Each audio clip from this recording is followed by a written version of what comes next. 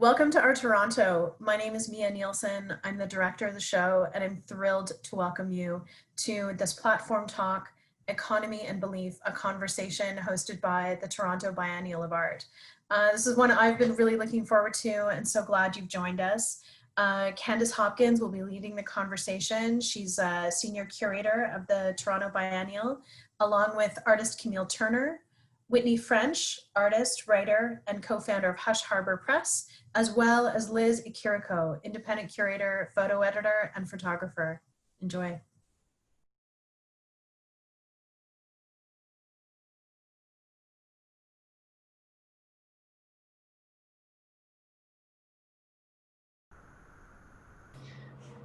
Hi, everyone. My name is Candace Hopkins, and I work as a senior curator of the Toronto Biennial of Art. But I live here in Albuquerque, New Mexico, and I'm joining you from Tiwa territory. And today I am so happy to be in dialogue with Camille Turner, Whitney French, Liz Ikiriko, who are incredible colleagues who I think are asking important and timely questions. And the way that I thought we'd begin is to have each of you introduce yourselves briefly, starting with Camille and then Whitney and then Liz, and we'll go into the conversation from there.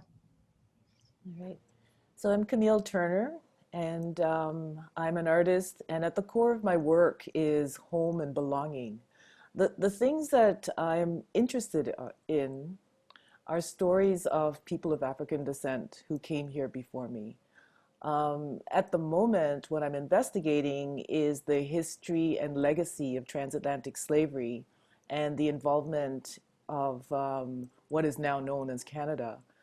I use a lot of different media in my work, from performance to video to photography and social practice art. And one of my most recent projects is the Aphronotic Research Lab, for instance.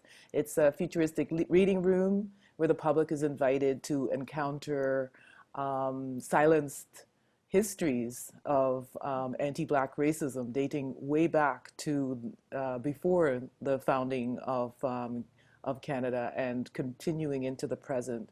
What I'm hoping for is to reconnect the past with the present so that the future will change.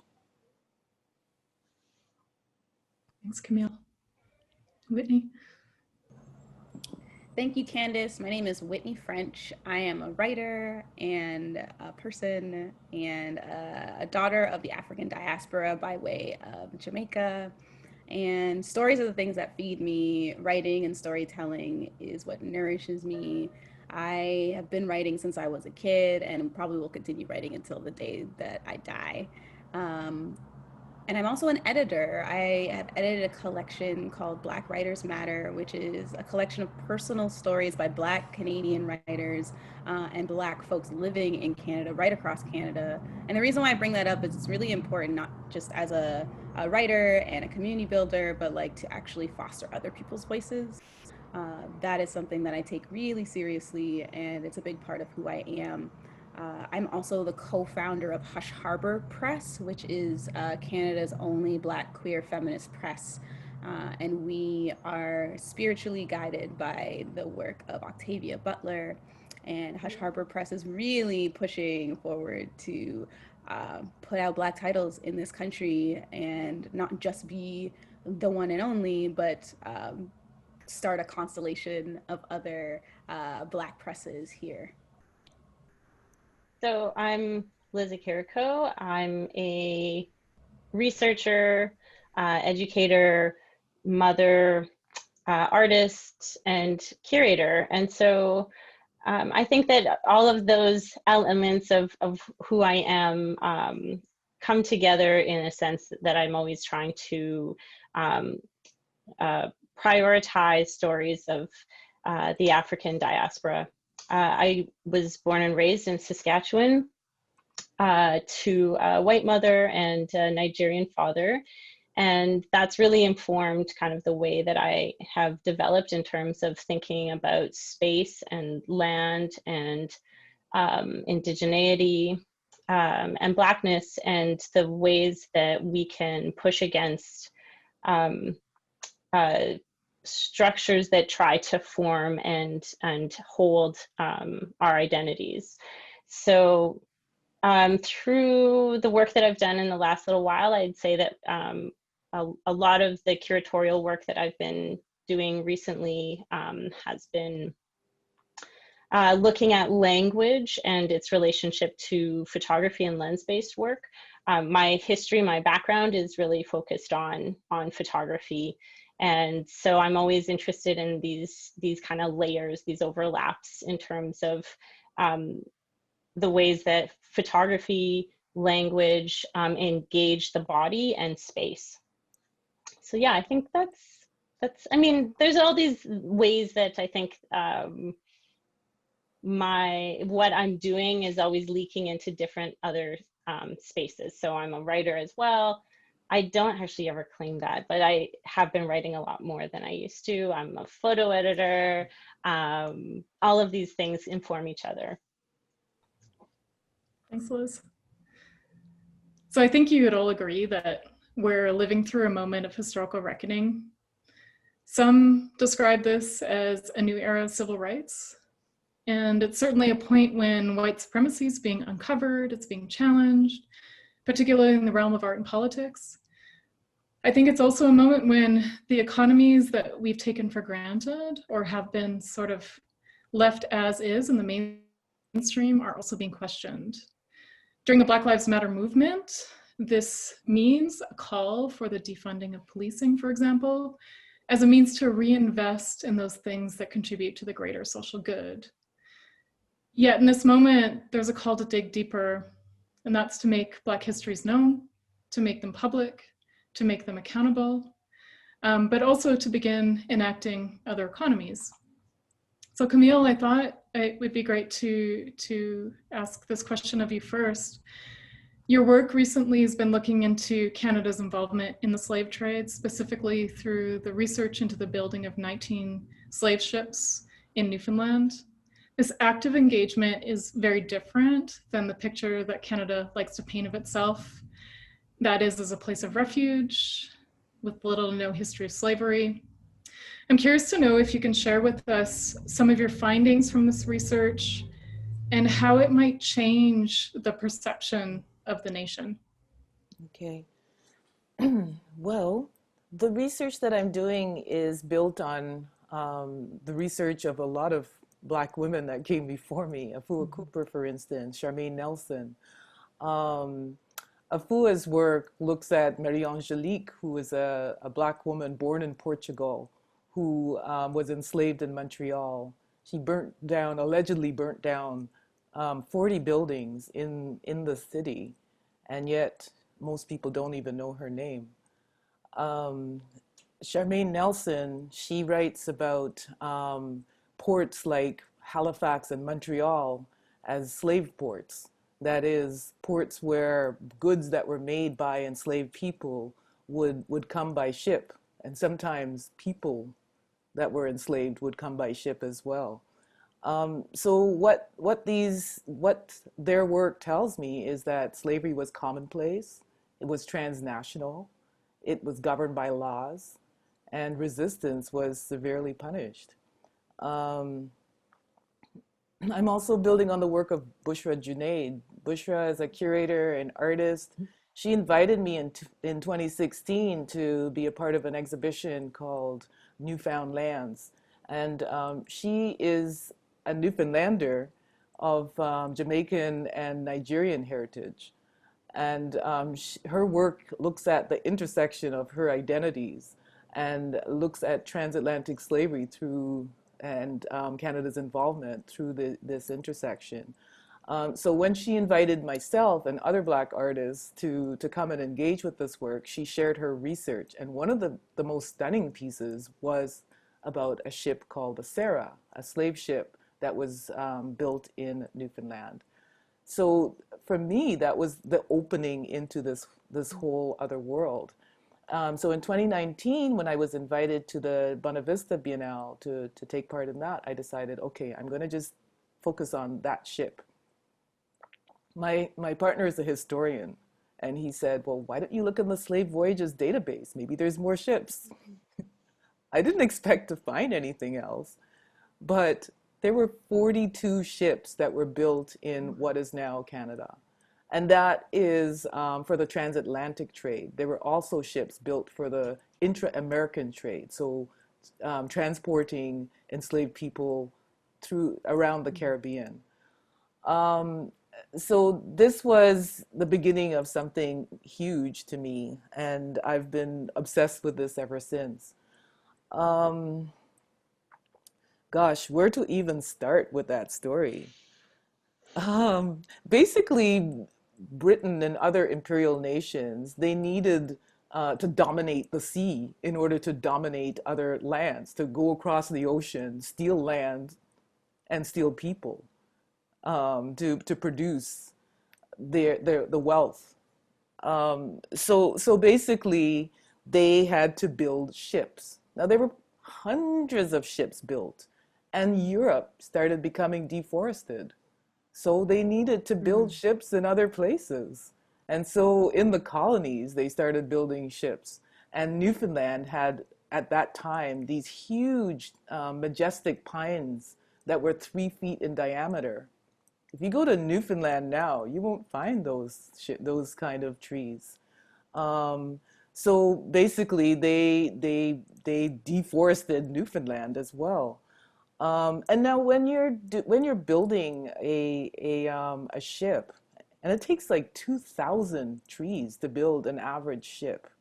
Um, when you're building a ship, you need shipbuilders, right? There were master shipbuilders that were brought in from Europe. There were sawyers, sawmills. There were people. There were skilled tradesmen. There were all kinds of people. So we're talking a whole community that was involved in the building of these ships. You cannot have clean hands and be a part of the transatlantic economy. And so this was, there was some deep involvement here. We're talking, and these ships were not empty. 5,798 people were carried in the holds of these ships. 740 of them died en route. The slave ship Maria that was built in Newfoundland, most of the people that were on this ship were children. Small children were packed into the holds because they would make more money. You could pack more people in. It was a very lucrative trade.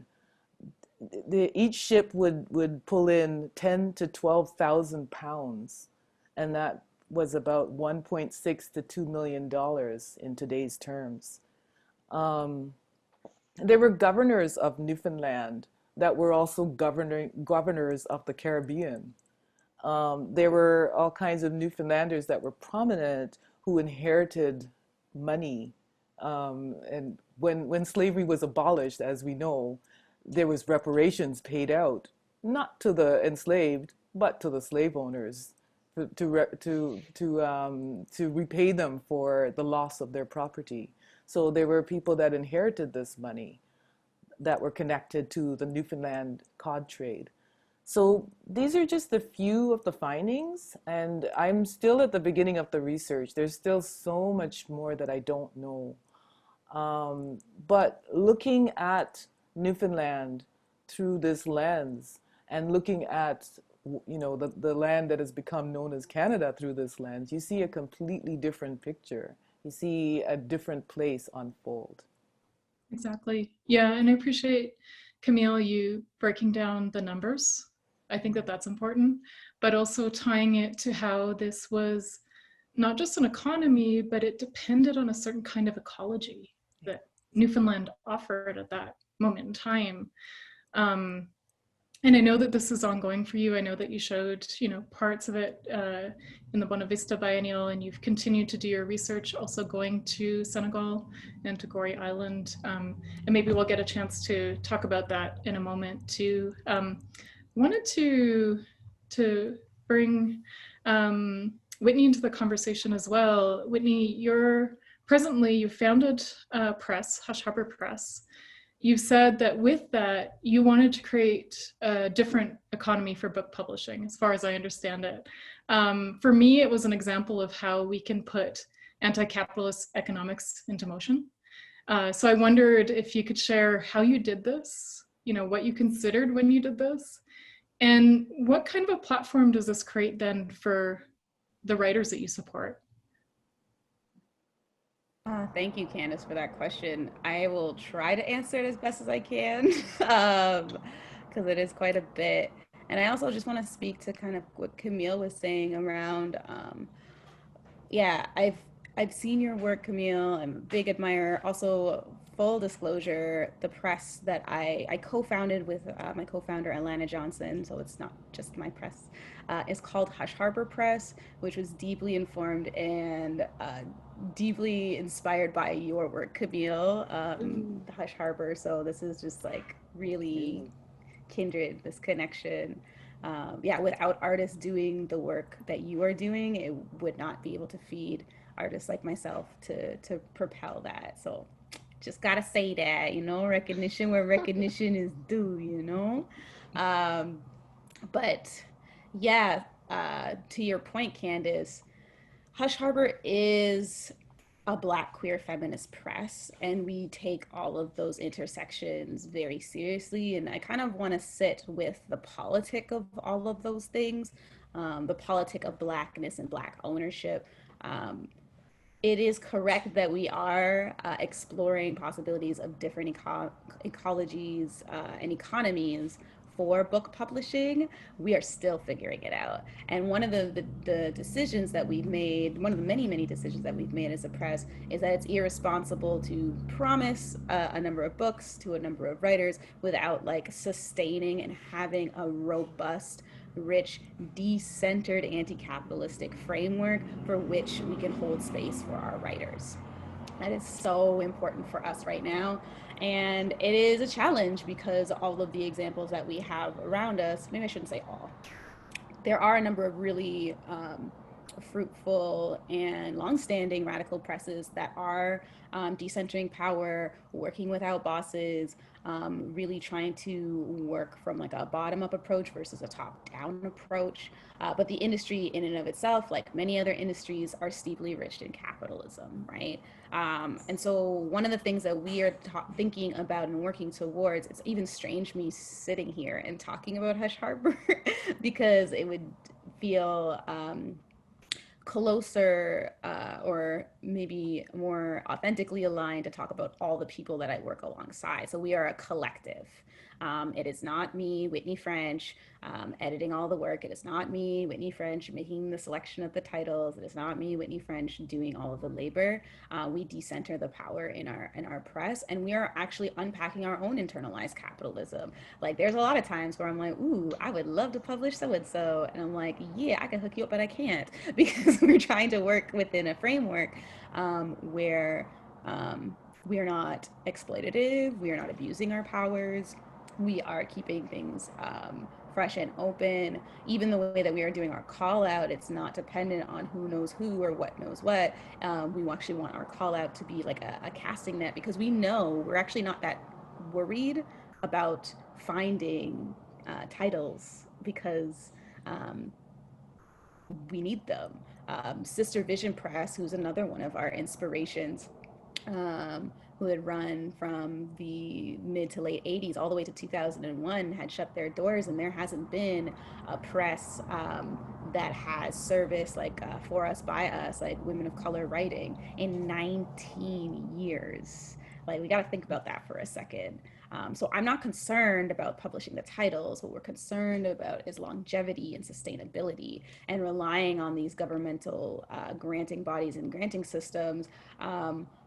I understand why presses do that, and I understand why that is useful. But however, when that is yanked from you, or the limitations and the contingencies that that places on you, it is very difficult to work within that framework. And Hush Harbor comes from a space about Black radical imagination. It's inspired by Octavia Butler. It has to be expansive. It has to be beyond binaries, and it has to be beyond borders. And so even the way that we are thinking up of how we are doing our board composition, it has to be international. It has to be intergenerational. It has to be folks from inside the industry and outside of the industry. And like the other thing that like I kind of wanted to mention as well is that we are in a process of we the collective we are in this reckoning, right? This global pandemic reckoning. And we started this press in the middle of it. We started June 22nd in 2020 in the middle of a pandemic, which any business person would tell you is the stupidest thing to do. And because we were born in chaos, I believe that we are deeply equipped to be adaptable, unlike our counterparts, unlike other presses in the industry, who a lot of them we admire. A lot of them are like, oh, maybe we could do things differently. But I think because of that resiliency and because of that like Phoenix from Ashes vibe, we are up to the challenge for the new economy, if that makes sense. Totally. Thank you for that and the founding, and this idea too of how you've been working, not only within the press itself, but within your organization to decentralize power, and how that's also an anti-capitalist position, to take. Liz, on the topic of writing, this is something you've been thinking about a lot as well. Excited for Liz. You recently organized a symposium entitled Language Under Pressure in Peterborough, Ontario. And you said that, you organized a symposium because it grew from the poetics of certain Black female writers, particularly the way that they were using text in a transgressive manner as a means of claiming agency. I wanted to ask you, how do you think the language of Blackness is being deployed now, both by the writers you're in dialogue with and also by mainstream media? And where are the spaces of transgression or for transgression now? Yeah, this is a great question. And I just wanted to quickly say how honored I am to be speaking with all of you. This is so exciting. I feel like Camille, Whitney, you both have said things that I'm like, oh my God, okay, like let's get into it. So, but yeah, and I'm sure we'll have time to do that in a little bit. But back to your question, Candace.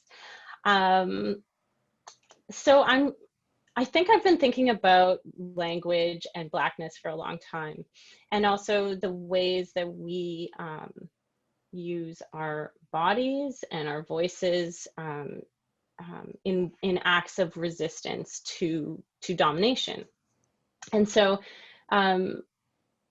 I think that actually underlying it's when I kind of started thinking about this question, I was thinking about the shows I've curated in the last little while, and they all consistently have the same underlying questions or ideas of looking at these phenomenal ways that Blackness is expressed in ways that are not necessarily visible to dominant culture. And so my thesis exhibition for my master's was The Break, the Wake, the Hold, the Breath. And that was a show with Abraham Ogobase and with Jamila Malika Abubakar. And so that was also another element where I was looking at fugitivity and the physical expression of a liminal state that is what I kind of perceive as being expressed by Blackness, where we're in these impossible movements, where we're caught in air and we're in a position between flight, but also being somewhat grounded or holding space. And so when I went on to the exhibition, A Lineage of Transgression, which the symposium Language Under Pressure came out of, that was looking at these also kinds of forms of hidden transcripts. James C. Scott is a anarchist and scholar who wrote a book called The Domination and the Art of Resistance, and he writes about hidden transcripts of the oppressed and how this kind of language is always underlining. It's a form of resistance that's embedded in the oppressed language. And so I was thinking about that with Lineage of Transgression. I started looking at all the writers that I was really being influenced by. And I was speaking with Jamila, who is one of the artists from that exhibition, along with Camila Janan Rashid. And we all started talking, and we kept just riffing off each other. So we were like, okay, well, what about Octavia? Like, we kept returning to Octavia, and then we would go to Nikki Giovanni, and then we would, just jump all over the place, Dion Brand and like Norbasi Philip. And so we have this rich Black canon.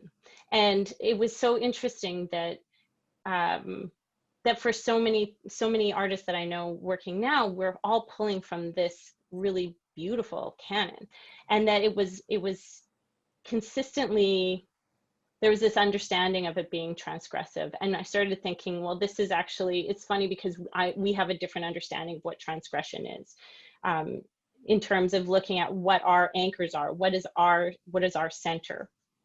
And so with that exhibition, it's really funny because that show opened in January of 2020 and it closed at the end of February. And